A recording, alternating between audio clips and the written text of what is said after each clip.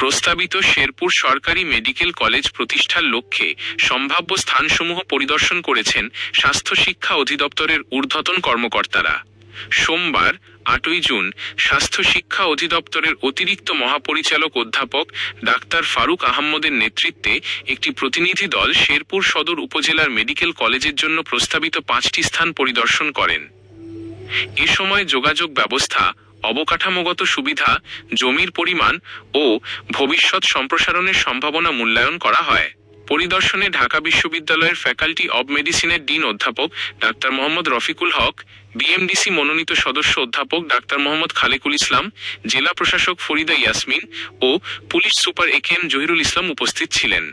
সংশ্লিষ্ট সূত্র জানায়, কারিগরি মূল্যায়নের ভিত্তিতে মেডিকেল কলেজের জন্য উপযুক্ত স্থান চূড়ান্ত করা হবে। কলেজটি বাস্তবায়িত হলে জেলার স্বাস্থ্যসেবা ও চিকিৎসা শিক্ষা খাতে নতুন সম্ভাবনার সৃষ্টি হবে বলে আশা করা হচ্ছে।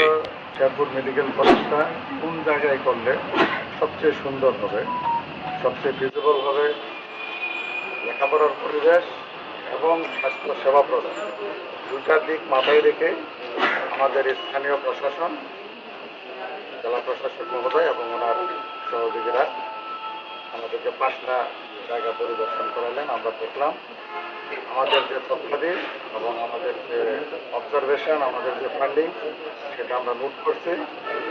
আমাদের এই ফান্ডিংগুলো আমাদের শুধু প্রজাতন্ত্রের একজন কর্মচারী হিসাবে, আমাদের চাকরির একটি অংশ হিসাবে দায়িত্ব পালনের জন্য আমরা এখানে এসেছি।